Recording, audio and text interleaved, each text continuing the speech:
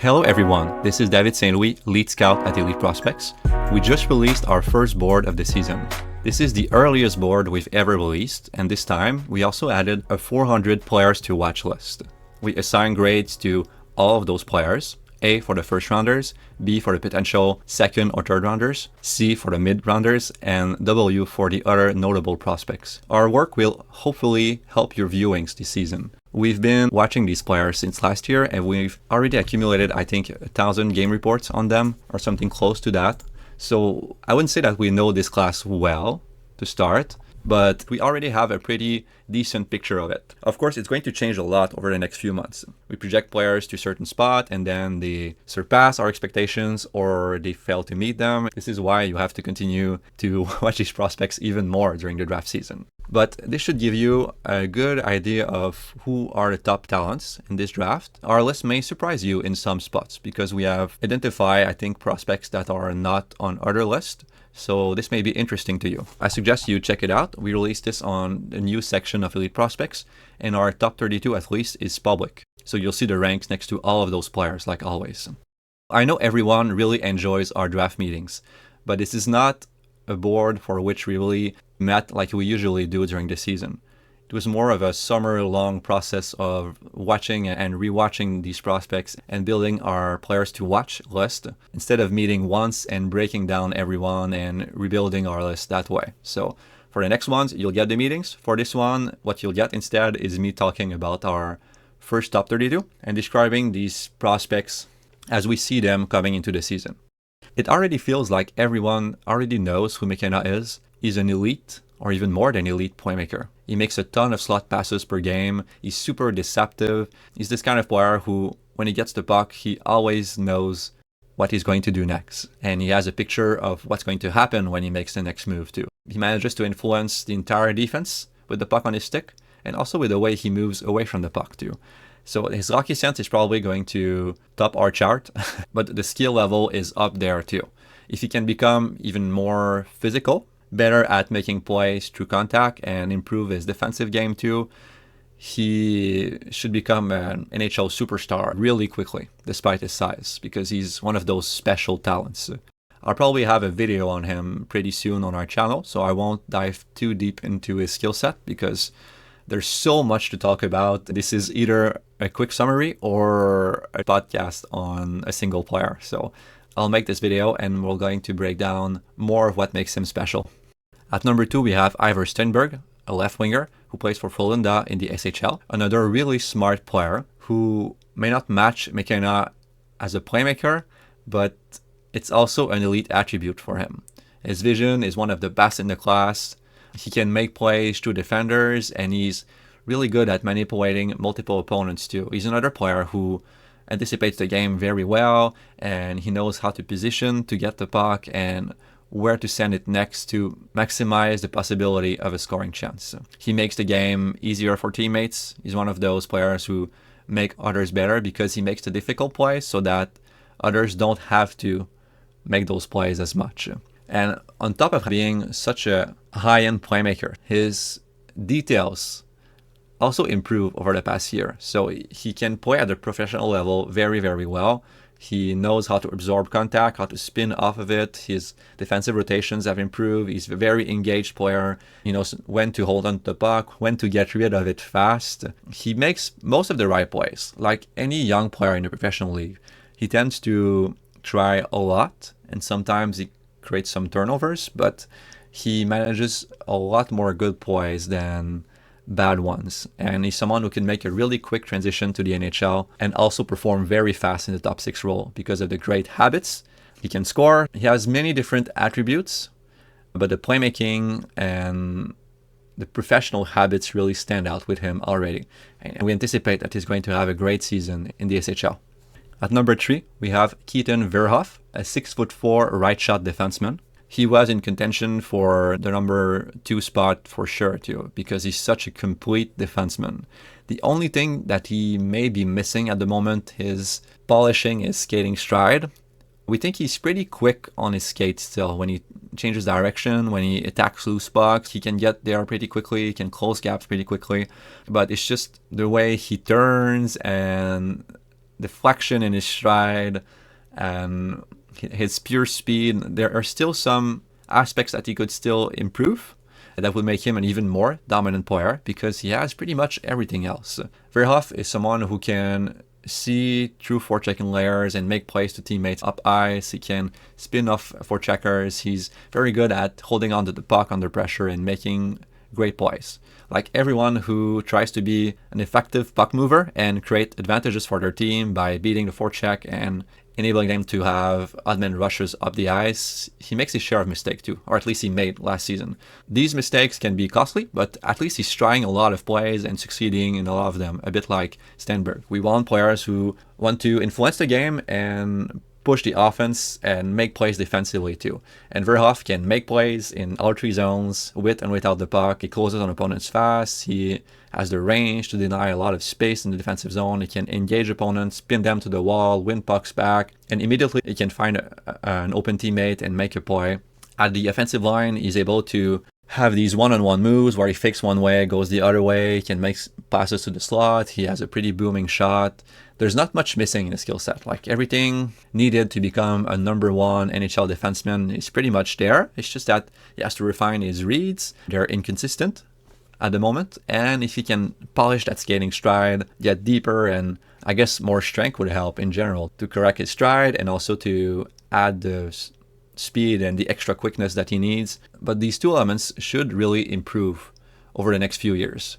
Despite being physically dominant and massive, he's a pretty young player with a lot of runway, and we anticipate that he's going to have more overall growth in his game than most prospects in this draft, and the final package should be really, really interesting. In his best performances, he looks like a number one overall caliber prospect. Maybe not in the McKenna draft, but someone that teams will really, really want for sure to build their team around.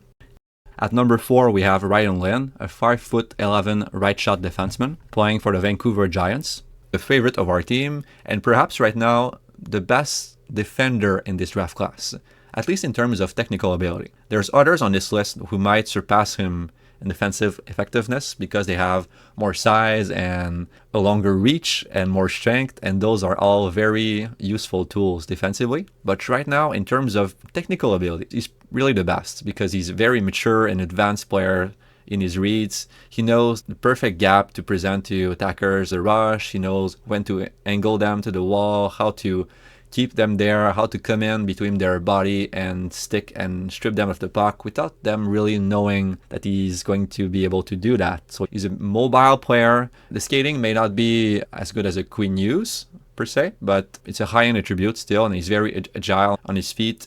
And he has a precise footwork, so he's always in the right lanes. He rotates very well. He scans the ice, maps out all the threats, and is always annoying the opposition and disrupting plays and being in the right spot at the right time. So we don't worry about his projection as a smaller defenseman, contrary to other smaller defensemen who don't have this kind of advanced defensive ability and ability to really engage opponents and do it well despite lacking size. And Lynn was a very young player to still be able to show all of this in his draft -1. It's really impressive, and he's going to get better and better and better. He earned a lot of minutes last season because of that. And the offensive side of his game is really interesting too. It's not as present in every viewing as his defensive side. So it's more flashes with him, but he can take opponents one-on-one, fake them, freezes them, and attack past them and create lanes and activate with teammates on breakouts and jumps in gaps in the offensive zone. He has that kind of deception and the mobility and the skill level to make plays offensively. This season, it's really what we're going to monitor with him. Can become just as good offensively as defensively. We anticipate that he will, because he has all of the attributes, and the way he kills plays will only fuel his offense even more, because he's going to be able to create turnovers and attack off of them and capitalize on numbers advantage and space, and he has enough deception to really become this kind of high-end quarterback. To remain in our top 5, he will have to develop that offensive game. You really need to be great offensively, because no matter how amazing you are defensively, there's always going to be other defensemen in the NHL who have the same details, but on top of that, they have the size and the strength and the reach, so they're going to remain more effective than him. So the way Lynn could compensate by using his tools to also become this great puck mover and offensive defenseman. There's not as much risk with his profile as one may think, just looking at his size because of the advanced defensive game and his physical abilities, but he needs to develop that offense to really continue to shine this season and at the NHL level. At 5, we have Ethan Belchetz, a 6'5" left winger for the Windsor Spitfires, another player who could contend for the second overall spot on our board. Belchetz has a really interesting skill set because he's this mean power forward who can really impose his will in front of the net and on the boards. He can win battles, he can win positioning, and he's very hard to move. He can deflect shots, act on rebounds, he can extend possession with his frame and protect the puck. He didn't do all of those things consistently in his draft -1, but we believe it's going to come this season and be something that it's going to be a lot more present in his game. Because being that kind of power forward is something he seems to really like, and it's part of his identity. He's not one of those players who is big but not physical and you have to teach that side of his game. It's really part of his DNA, and that's something that's probably be a reason why he remains pretty high on many boards. But on top of that power forward side, we've also seen flashes of elite playmaking ability from him. He anticipates the runs of teammates very well. He knows how to find them in space. He can make passes to teammates attacking behind him. He can deceive defenders. He can reach them at the far post for tap-in goals. Combine this playmaking ability with his frame and his massive physical potential, and he's a pretty unique player. Teams look for players like Belchetz. Right now, his skating is in need of some work, but if he can push his skating grade to an average NHL projection, he's really going to cement his spot in our top 5 for sure. At number 6, we have Tynan Lawrence, a 6-foot center playing for the Lumberjacks in the USHL, another player who could rise on our board. This is not a draft with many centers, and he's a very projectable one. We know that teams love centers, they look for centers, and they tend to push them up their board, so it's pretty easy to envision a scenario where Lawrence continues to improve and he becomes the best center in the draft. He's suddenly at the number 2 slot in many NHL draft boards. We're really projecting ahead right now. There are many impressive wingers that he's going to have to beat to get to this spot, but he has the package necessary to continue climbing and establish himself as the best center in the draft. There's pretty much everything in his skill set right now. We haven't seen elite creativity from him, but he's detailed, he backchecks well, he's in the right spot defensively for a player his age. He's very good in a neutral zone when carrying the puck. He's very dynamic as a center. He cuts east-west, he freezes defenders with a weight shift and then goes the other way. He cuts through the slot. He's very good at taking the puck off the wall or at keeping defenders on his back as he circles the offensive zone looking for a play. He's this dominant puck carrier. That's really the way to describe him. The playmaking game is very good too. He spots lanes, he makes evident plays to teammates, he manages the puck well too. There's a lot of qualities there. The handling skills are above average, probably high end, the skating too. There's physical skills and some defensive details already. You see how it could go as the draft season progresses. I think he's a player that many teams are going to really like and put high on their board, and we may end up doing it too. We just want to see even more creativity from him. The fact that he's playing in the USHL is going to prove a challenge a bit for us because the league won't be as good as we remember with all the departures to the CHL. So he may have weaker competition in front of him. So that might make the evaluation harder. But at the same time, his skills are so evident that I doubt it's going to cause that many problems, the competition. Something to keep in mind when watching him. But as long as he continues to develop his playmaking, adding more deception and manipulation ability, there won't be much standing in his way. Number 7, we have Mathis Preston, a right winger for the Spokane Chiefs. Another highly dynamic player who's even more creative than Lawrence. Preston is someone who always wants to make plays. In every situation, he dangles defenders. More often, he tries plays through them. More often, he bounces off contact on the wall. He has some physical elements. Not everything about his physical game is projectable right now, but he can still shield the puck with his handling skills and some 10-2 skating moves. So he has that in his arsenal too. He makes cross-ice passes. He has great vision. The handling skills are at the center of his game. It's just how Is his decision making going to evolve during the season? How are his physical skills going to evolve too? There's some refining around the edges with him, but he might have grown during the offseason. So if he's indeed a bigger player, it's going to help him rise on boards because he has one of the most complete offensive skill set in the draft, and that creativity is very appealing. At number 8, we have Daxon Rudolph, a 6'2" right shot defenseman playing for the Prince Albert Raiders in the WHL. He's a two-way defenseman who excels at the defensive side of the game, especially in the neutral zone. He closes his gap really quickly on opponents, suffocates their plays.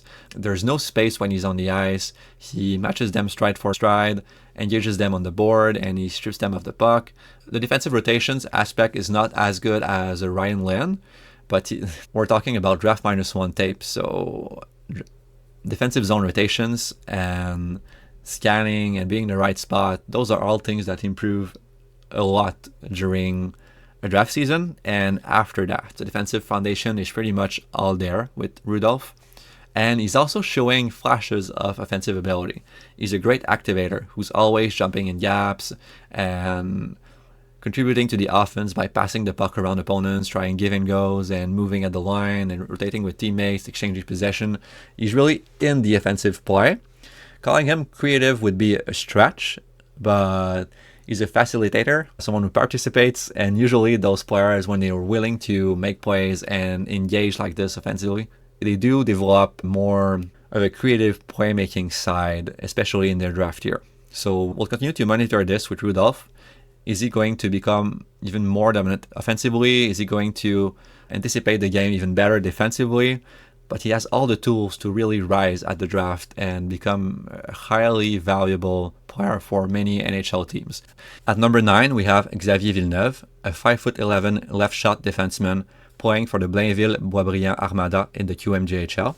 Hard player to dislike, even if he's not the biggest. He moves extremely well, so that's already not a concern about him. He's a dynamic skater, but just like Hudson, because the comparison is very easy, it's more the way he uses his skating than the skating itself. He's always making defenders uncomfortable. He moves one way, forces the defender that way, moves the other way, creates space because he's quicker and more balanced and more agile. His weight is never center. He's always moving with the puck and creating lanes and attacking down and coming back up and making the offense flow for his team. He's a quarterback in the purest sense. He wants the puck on his stick, but he's not someone who will hold and hold and hold possession for nothing. He also takes advantage of the plays he sees. So there's kind of maturity in his offensive game already. That's going to be very projectable and make it easier for us to envision him in a top 4 role at the NHL level and in a power play 1 role. If we didn't see a Calder season from Lane Hudson, we may have been more safe in our projection of Villeneuve, but we now know that it works at the NHL level. If you're smart, and Villeneuve is very smart, he deceives, he manipulates, he knows how to move to avoid putting himself in too much trouble. And there's some physical skills in his game. He can engage opponents in the neutral zone and close on them and remove their space, a bit like Hudson does too. So even if he won't be able to defend at a high level in the defensive zone, just like Hudson, he still will be able to limit the opportunities of opponents to the neutral zone and force the puck off their stick so that he can use his skating to pick it back up and launch the attack immediately. So he's going to be good at making quick neutral zone stops and also rotating to at least push opponents to the outside, even if he can't really outmuscle them or engage them and steal the puck from them. So there's some defensive elements that are projectable in this game, and the offense is probably the best in this draft from a defenseman. This is why he ended up at 9 on our board. It's a position that we feel for now accurately reflects his upside, which is massive, and also the risk remaining with his projection, because Lane Hudson is an outlier, and we rarely see 2 outliers, but they're so similar that it's kind of easy to believe in him. At number 10, we have Ryan Roobroeck, a 6'4" left winger playing for the Ice Dogs in the OHL, a pretty divisive prospect in our room this summer. We see the multiple talents. He has scoring instincts. He knows where to position in the offensive zone. He can catch and fire off passes. He can beat goalies cleanly, even when they're facing him. He can pick his spots on the net, and his shot is so powerful that it just goes through. We've also seen flashes of higher-hand playmaking from him in the neutral zone and in the offensive zone too. He can make plays through defenders. There are some moments where he's skating harder and being more physical. We saw them more toward the end of the season. There's upside there in his game. It's just that the pace of play is pretty low and he's not always engaged, to put it mildly. We really need to see more fire, defensive engagement, and attacking more dynamically with the puck on his stick and trying to create with his frame, going to the net, working the boards. He has to develop more of a power forward side and be more skilled in moments where he has the puck in space. So there's a lot of all-around development in his game that's going to need to happen for him to really keep his top 10 spot or even rise. The potential is great with him. He could become one of the best forwards in the draft if there's a lot of transformation in the way he plays. And the things we don't like as much about him, many players don't really improve them that much. They either have that kind of competitive fire or they don't really. So we'll see what happens. Some players change massively in their draft season after a draft -1. Most players, actually. With him, he's been a known talent for a while. We know him well. It's just that he has to kick his game into another gear this season to become this kind of top prospects. Otherwise, he's going to be a very hard player to rank because he already has a 41 goal season. He's probably going to score a lot next season, but he plays in a difficult environment with not much support, which can be a bit disheartening, but he still needs to show the fire. I think that's the best way I can put it. So we'll really monitor that this season. He's a fun player to watch when he's on. You just need to be on for more of the season. As a scouting team, we value flashes more than consistency. If you have many high-end flashes, we're going to consider that this could be where your game is headed toward, in the sense that you're going to have those flashes more consistently as you mature. But when the baseline is too low, it's hard to believe in the flashes. Still, very, very talented prospect with a lot of potential. At number 11, we have Carson Carels, a 6'2" left shot defenseman playing for the Prince George Cougars in the WHL. Another highly talented defender who played a lot of minutes as a 16-year-old in the WHL last season for his team, which is very rare for a player this age. And he was very effective in his minutes, at least in terms of positioning and denying lanes and making safe choices with the puck and being this kind of quiet force on the back end. He scans the ice, maps out threats, denies them with a stick, defends the neutral zone very well, and he can engage opponents on the wall already.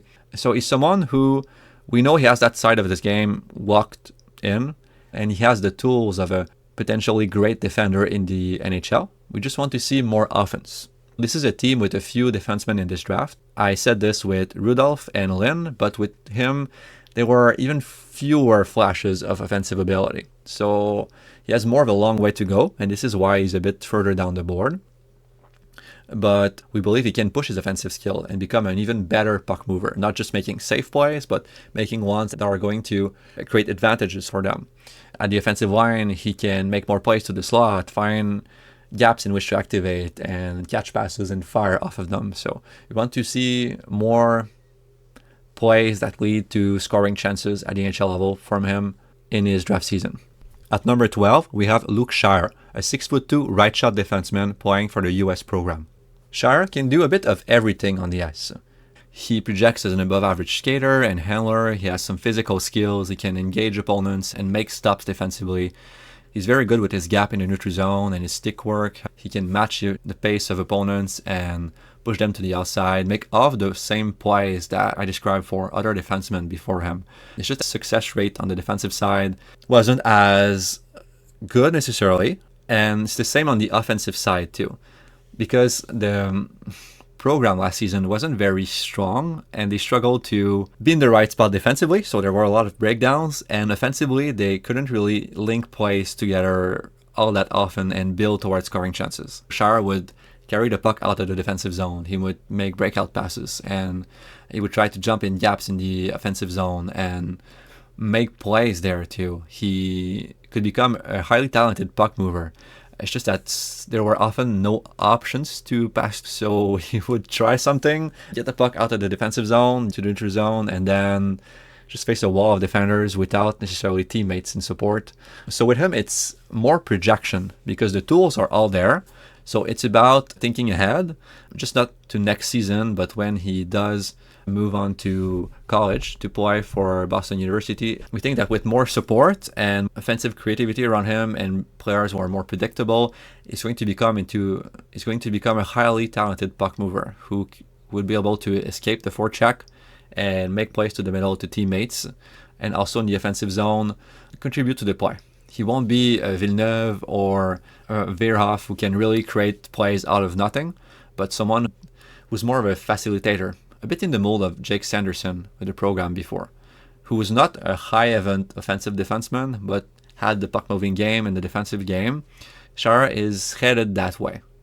We doubt he's going to reach the same plateau as Sanderson in his draft year because he might not get the environment to make his talent shine, but the tools are there, the offensive instincts are there to an extent, and the stopping ability is there to an extent too. So there's a bit of everything, a large development platform on which he could build a lot of interesting elements. So it's more projection with him, but he's someone that we think for sure is going to rise on many boards. He's more of a projecting the future than some of the other talents we talked about that are more evident right now. At number 13, we have Yegor Shilov, a player who's going to play for the Victoriaville Tigers in the QMJHL this season. Just like for Schairer, it's more of a longer shot projection with him. We saw flashes, and we think these are going to become a lot more consistent in the Q this season. He's a really smart player who can influence defenders to move in a certain direction, open pockets of space for teammates, have them skate in this pocket of space and reach them with passes. He has an all-around skill game too. He's a good handler, a good skater, and he has some elements of physicality too. So with these all-around skills and the ability to think the game ahead and to manipulate defenders, and he's very good with his posture. The way he comes at defenders, they truly think he can do anything, that he has 5 different passes options behind them and that he can shoot also or dangle them. He doesn't reveal his intentions, and he's very good at making quick plays out of his deceptive posture. So a highly deceptive player who seems to have above average hockey sense and the skills to support it. This could become a really dangerous package for the QMJHL, and we anticipate that it's going to rise in the scoring lead at some point this season. So a highly dangerous, talented offensive player who has a bit of uncertainty with him because he didn't show his talents every game in the USHL. They didn't get the opportunities to do so necessarily all the time, but we are projecting ahead. We really believe in him. At number 14, we have Chase Reid, a 6'2" right-shot defenseman playing for the Greyhounds in the OHL. This is a draft really filled with defensemen with similar packages. Some stand out with their higher event play style or more evident creativity, but generally we have a lot of two-way defensemen who could become top 4 NHLers if they continue to develop this season in the draft year. Chase Reid is another one of them. His game is just not as refined as the other players we have in front of him. He has to do more work defensively on his details, and the offensive game, he's a great puck carrier who can take the puck from the defensive zone to the offensive end, and he has a really strong shot from the blue line, but the playmaking game and the vision still needs a bit of work there. So it's more of a tools projection with him. He has the skating and the size and the willingness to make some offensive plays. He can engage opponents. It's just that his game needs more refinement. His scoring was very impressive last season. Some of it comes from his high usage. So he played a lot of minutes. So of course he's going to score points, but he was responsible for many of these points too. He put up 40 in 39 games. This is very impressive for a draft -1 player, even if he's a late birthday. Few manages to accomplish this. Another very attractive target for NHL teams, we think. At number 15, we have Viggo Björck, a 5'10", 5'11", forward who plays for Djurgården in the SHL. This is a player who scored a lot. He now holds the all-time scoring record for both Sweden's U20 circuit. He set it at 16 years old, and Sweden's U18 circuit. He set that at 15 years old.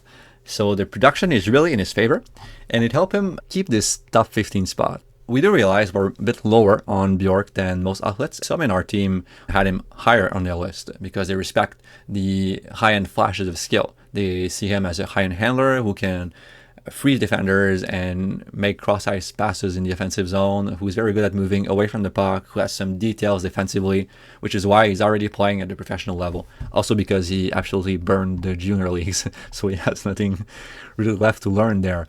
But his profile is a bit harder to push up our board than, because despite the high-end scoring that's going to continue elevating him on our list all season long. He's a 5'10" average skater. And when I say average skater, I mean that his skating projects to be average when he would be in his prime in the NHL. So as a smaller player with not high-end skating, he still needs to show a lot more than most to keep this top 15 spot, because he's not very physical right now. If he had that contact game, if he was able to spin off pressure and make plays off the wall very well and handle contact, but he doesn't have really physical skills right now. Mostly he struggles to handle back pressure, absorb contact, and make plays off the wall and escape defenders. That's partly because of his skating, but also a strength factor. There's a lot of work needed to develop more speed so that he can become an open ice creator in the NHL. They are rare, but it's possible for him because he has the skill. Or develop that physical game so that he can lean on his already pretty good defensive details and add that physical element and become a more well-rounded player who could fill more holes in an NHL lineup. Right now, it's a bit hard to project his game. There are few players of his type at 5'10" in the NHL. So this may be a player who falls during the season, except if he continues to develop that physical ability and show the same flashes of deception and higher end offense. So we'll see what happens with him. He's a very interesting prospect to follow. Hopefully, if he stays in the SHL, he gets the minutes necessary to develop. That's another question mark with him. Is he going to be able to push his game as much as others if he plays on a fourth line in the SHL? At number 16, we have Malte Gustafsson, a 6'4" left shot defenseman. Gustafsson's talents are pretty evident. He has the size, the skating, and the physicality. He's a very good one-on-one defender who can match the footwork of incoming attackers, push them to the outside, erase them along the boards, defend the front of the net, box players out. He has that engager identity that NHL teams really love. And he has flashes of puck-moving ability, moving the pucks in smart ways, activating with the play, and he has a great shot from the point that's really powerful and can pierce goalies and score cleanly. So he has that one-on-one defensive game locked in. He's an easy projection to the NHL, and there's some upside from the flashes of offense that we've seen from him. We'll see how he evolves. He's another one of those bigger defensemen with skating skills and physicality and flashes of offense in this draft. There are many like him, and it may turn out to be a class of defensemen more than forwards, especially because there are so few centers available. At 17th overall, we have Nikita Klepov, a 5'11" left winger who's moving on from the USHL to play for the Spirit in the OHL this season. He's mostly an all-around skilled player. His strengths are multiple. He has a playmaking game. He can pass in all directions, use both sides of his blade just as effectively. He can make plays off the wall and off the rush.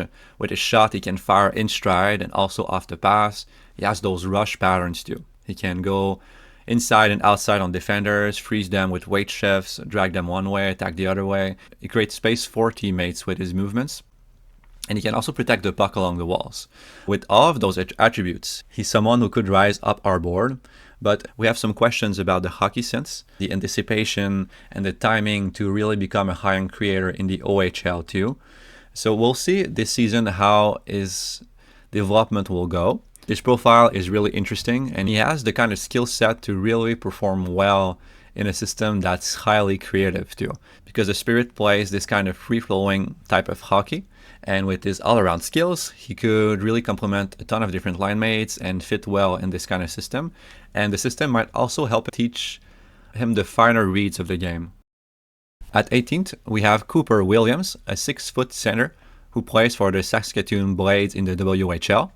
Mostly, we like him because of his refined habits for players of his age, and also that he has the tools necessary to build up an offensive game. He has one of the best motors in the draft class, very high work rate.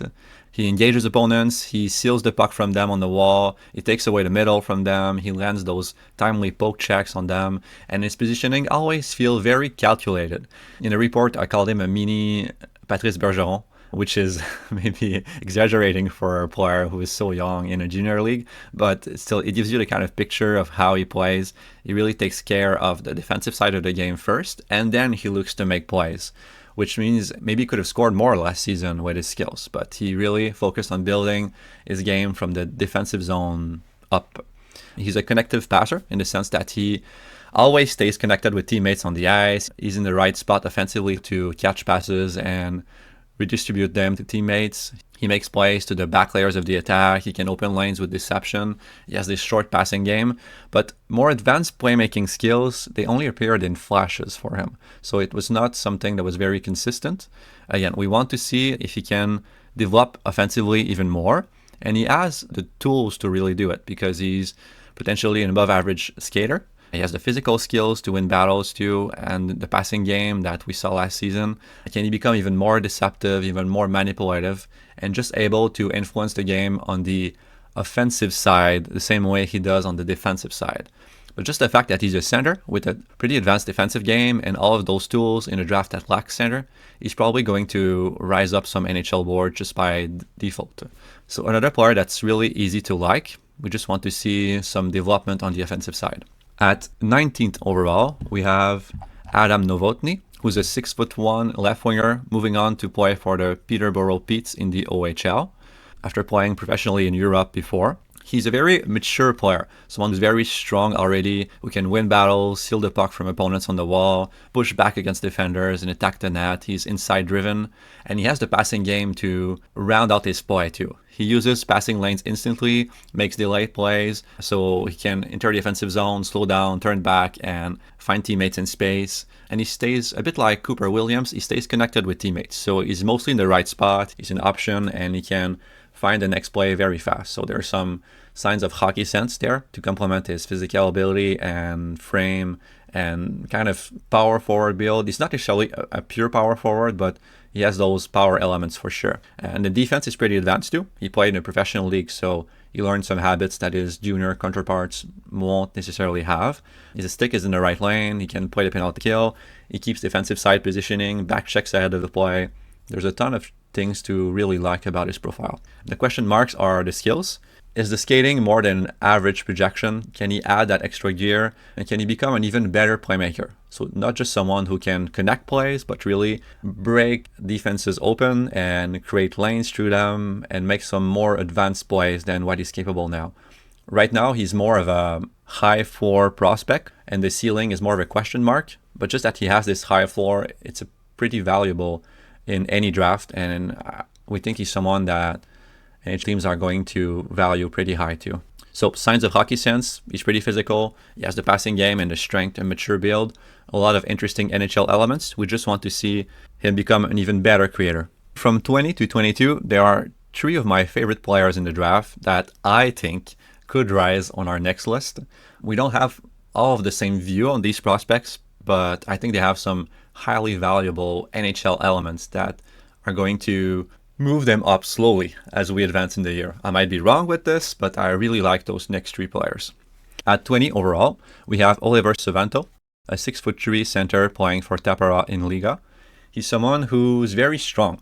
He's the kind of player who can pick up the puck on the boards and push through checks, extend plays, hold pressure on his back, and find passing lanes inside, reach them with his backhand. He has the passing game to complement that physicality. So he's very strong, he has the stature to protect the puck, a kind of power forward again, and he has the defensive skills too. So he's easy to project down the middle. He finds his assignment very well, he rotates well, he engages opponents, stick in the right lanes. He has all kinds of habits the physicality, and the passing game. And just like the others we talked about before, he's very good at staying connected with teammates. He's in the right spot to get their passes. He supports transition plays. He finds space between defenders in the offensive zone too to get the puck and scoring chances. And there are flashes of higher-end playmaking. He anticipates the runs of teammates, connects with them without looking, makes some slip feeds, uses give and goes. So I think the hockey sense is pretty high, and he has the physicality and the defensive game too. His physically mature build is both a positive and a negative because we're not sure the skating is going to improve all that much. He may stay someone who's more on the slower side at the NHL level, but it may not matter too much because he has the reach and he positions well and he's ahead of the play. So I don't think it's going to be something that prevents him from becoming an effective NHL player. But we also want to know, is he performing so far because of his build or because of his reads? Is he someone that still has a lot of runway? Because he's a very young player in this draft class, one of the youngest ones, but he's already pretty built as a player. So there's a kind of give and take there. We want to know how he's going to develop this season and if he will get the minutes necessary to really work on his playmaking game and push his offensive upside, because he seems to be playing professionally in Liga right now. So he might refine his defensive reads and his physicality, but we want to see him push his limits as a playmaker and become someone who has more upside, who can safely project to at least a middle six role. At 21, we have Nikita Shcherbakov, a 6'4" left defenseman playing for Salavat in the KHL. He's another refined defensive player who sticks to his check, positions well, scans the ice, then identify attackers running behind him, picks them up. He plays with controlled footwork, so he's very good at matching the opponent stride for stride, blocking their paths, preventing them from getting to the inside. The defensive game is very advanced for a player of his age, so that's why he's playing in the KHL, and also because he has the frame, the reach, and enough skating to play at this level and be really effective. The skating might be an average projection or slightly above average, so it's really a strength for a player of his size and something that's just complementing his skill set. He has a large, effective range on the ice, and he has the physical skills too. He's not super aggressive right now. He still needs to bulk up a lot. We're not sure his weight actually right now, but there's clearly a lot of room for physical development there. So that's just more exciting because he's already effective as he is right now, and he's going to probably add a much more physical element when he can engage opponents even better. But already he attacks retrieval. He's first on them, he absorbs contact, he makes plays off of those situations. He can seal the puck and pass them to teammates. He's very poised against the forecheck. We're not sure of his puck plays still, but there were enough flashes in the MHL last season against the forecheck to project that he's going to become a pretty good puck mover. He has the poise, like I said. He can handle back pressure. He can spin off forechecker and can freeze and use deception. So if someone is coming at him, he can fake a pass and make another one. He uses his reach to find lanes, and he tends to use all available space. And that's very good because if he sees an opening, he attacks it. He pushes the play forward. So if he indeed has the puck moving ability and the high-end defense, and he's a 6'4" defenseman with projectable skating and physicality, this is potentially a player who's going to be very valuable, not just in the NHL regular season, but also in the playoffs, who could play top 4 or even higher. A high potential prospect who could be a fast riser on many boards. At 22, we have Albert Smits, the most divisive prospect so far in the elite prospects room. We have had a lot of debates on him. He's a 6'3" left defenseman playing in Liga. His strengths are that he's a very interesting project. He has the size, the skating, and the physicality, a bit like Shcherbakov, but he's a better skater than Shcherbakov. But his game is not as refined as Shcherbakov. He needs a lot of work on the defensive side and on the offensive side. But we've seen many players of this kind of profile really rise as the draft season went on because they have all of the physical attributes needed to play in the NHL, and they're very aggressive and willing to make plays. His defense is aggressive. He's on opponents all the time. He's poke checking, engaging them physically. He's attacking retrievals, wants to be first on them. He wants to make plays, wants to carry the puck up ice and dance around defensive pressure and make plays to the inside and fire from the point. So he wants the puck on his stick and to make plays. The issue is that he turns it over sometimes, makes great plays some other times. We're really not sure about the hockey sense. Right now, it's a below average projection for sure. But when you watch him in Liga last season, at the end of the season, When he played a more controlled defensive game and limited himself and made simpler plays, he looked like a much smarter player. Someone who could just shut down game in the NHL, move the puck when there's an opening, and be effective in that role. So that's an interesting player. But now you add that layer that he had 8 points in a few under 20 games to start the season in Finland. In those games, he was trying every possible play, pulling the pucks between his legs and dancing at the line, faking one way, going the other way, going down the wall, running around the offensive zone, trying to find an opening inside. He was dangling. So there is this other very wild side to him, and that could lead to some decision-making issues all his career, or it could lead to impressive development in his offensive game over the next few seasons, because he's willing to push his limits and build on his already strong tools foundation. He's going to be able to find plays that he can make reliably as he ages. So he has that development motor, potentially, this desire to really try things on the ice. And even if everything fails, he could still play this kind of safer defensive role based on his tools. So he's someone who has multiple different development paths, the tools to play in the NHL, and who's a highly aggressive player who wants to influence the game.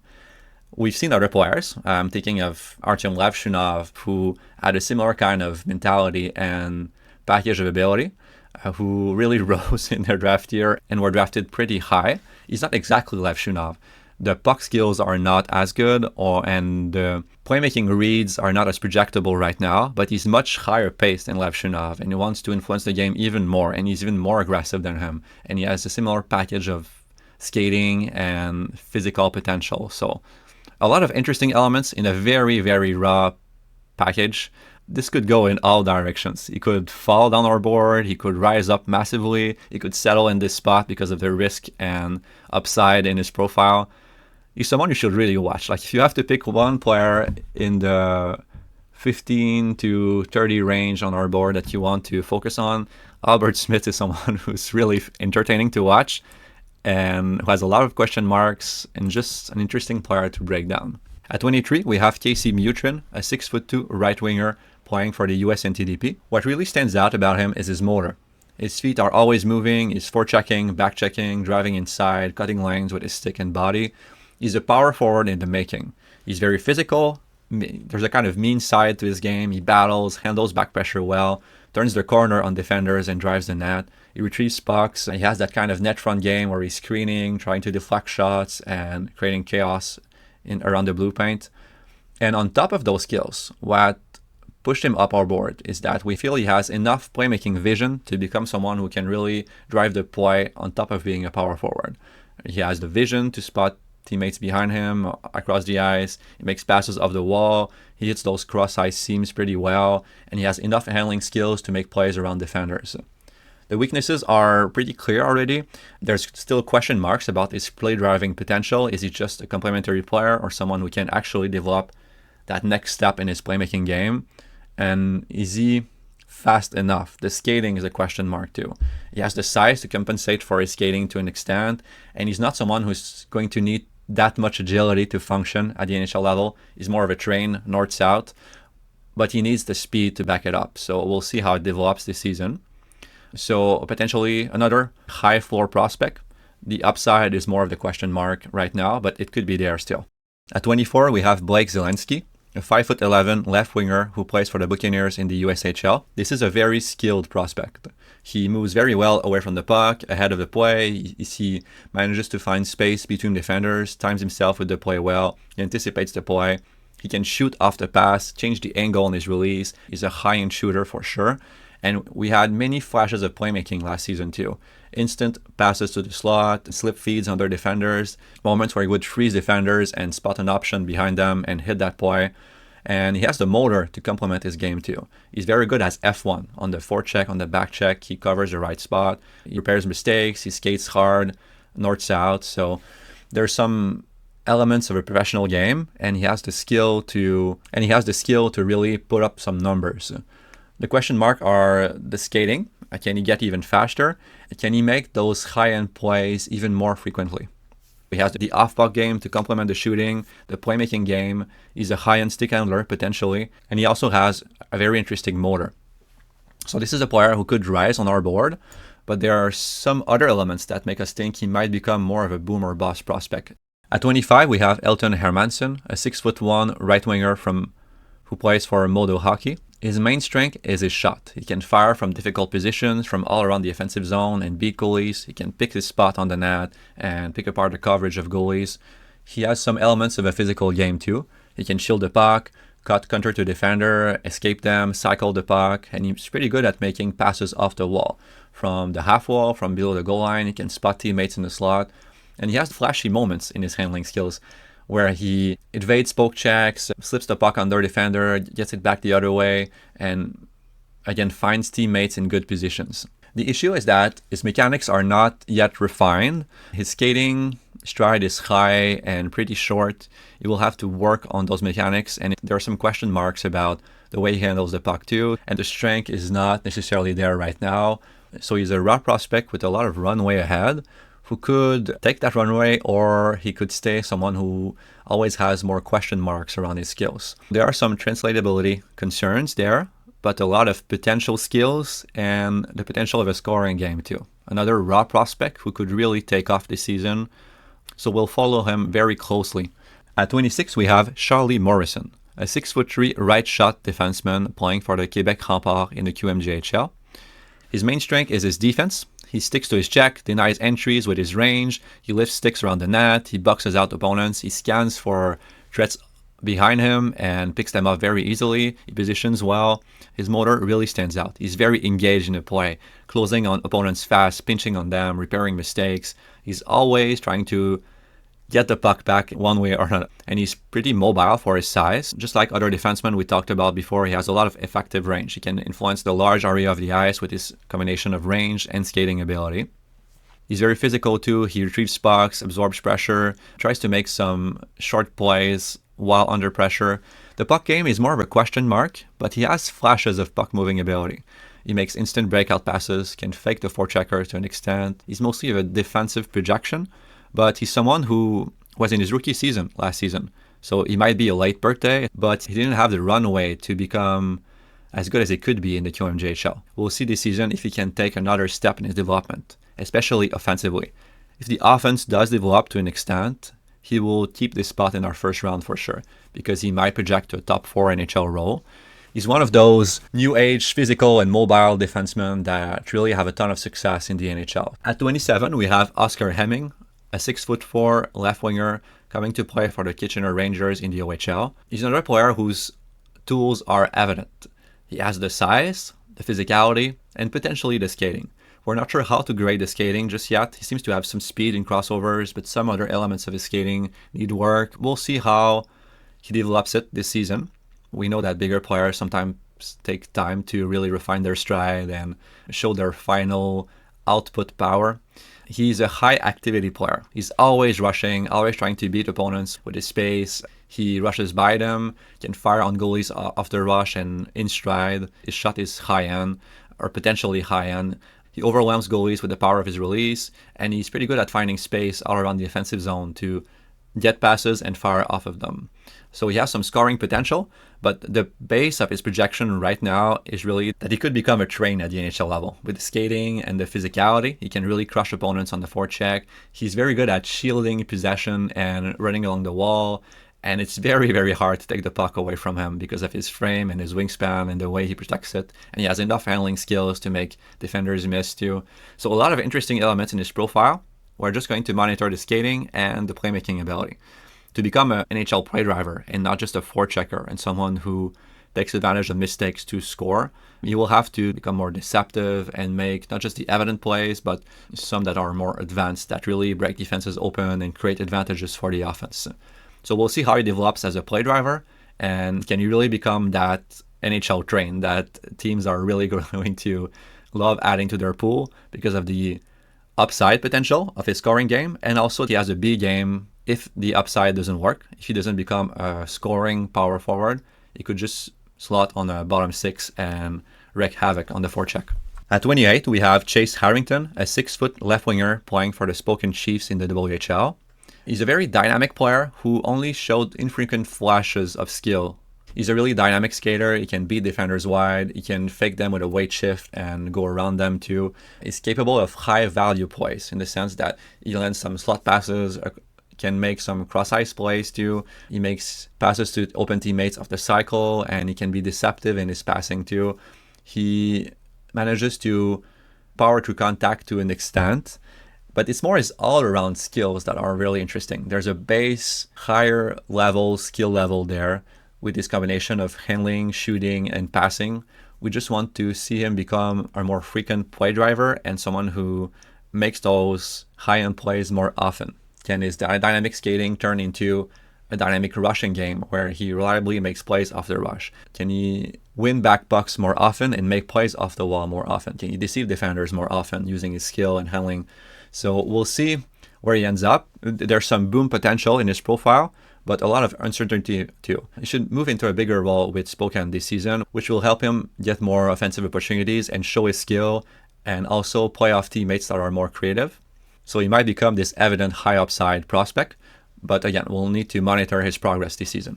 At 29, we have Beckham Edwards, a 6'1" center playing for the Sarnia Sting in the OHL. His strengths are mainly his shot and off-puck game. He rotates well, times his movement in the offensive zone to get passes and fire off of them. He can go to the back door and catch passes. He's very good at sneaking behind defenders too. So he has that kind of scoring package. And on top of this, there's also his work rate. He has the defensive motor. He moves from attacker to attacker. He wins battles. So he has the defensive game and the scoring potential. He also potentially has an above average skating stride with the ability to beat defenders off the rush with fakes and going wide of them and win races to lose puck. So this is already an interesting NHL package. Like other players we mentioned before, we're going to monitor the playmaking ability. Can he become this kind of more frequent play driver? Can he make more plays through opponents? Can he manipulate them? Can he add that playmaking dimension? Or at least become an even better connective passer, which means staying open for teammates and catching passes and moving them quickly. If he can have that ability to link plays together on top of the scoring game, he could rise up our board because he will have enough of a scoring upside in the NHL and also the defensive game to complement that scoring upside. At 30, we have another favorite of mine, Jack Hextall, a 6-foot center playing for the Youngstown Phantoms. He's a playmaker mainly. He connects plays together, can make passes in all directions, and instantly after catching the puck back, he has the vision to see through defensive layers. He can deceive defenders, drag them one way, open a pocket of space for a teammate, and make a pass in that pocket of space. The playmaking game could be really high-end with him, and he manages the game pretty well. He makes safe choices in possession, takes good routes to the play, has the defensive details. So already, this is a pretty good center package. He stays connected with teammates away from the puck.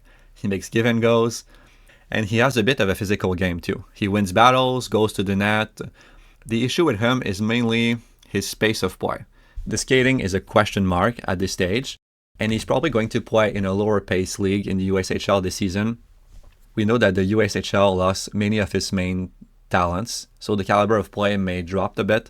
He might not be challenged to play at a higher pace like in other leagues, so he might stay this player who has the many tools to be a center at the NHL level, the playmaking and the ability to manage the puck and the off-puck game, but who may not reach the pace or the skating gear necessary to be effective in a higher pace league or at the NHL level. If he can develop that pace and develop his scoring game even more, because he has a pretty good shot, it's just that he doesn't show it that much, then he could really rise on our board. If you've listened to our meetings before, you know that we don't value centers and defensemen necessarily that much more than wingers. But if you're a playmaking center who can make your teammates better, you tend to rise on our board. So he's a player I'm going to watch closely this season, and hopefully he develops that pace and becomes an even more frequent and better playmaker, on top of developing that scoring game too.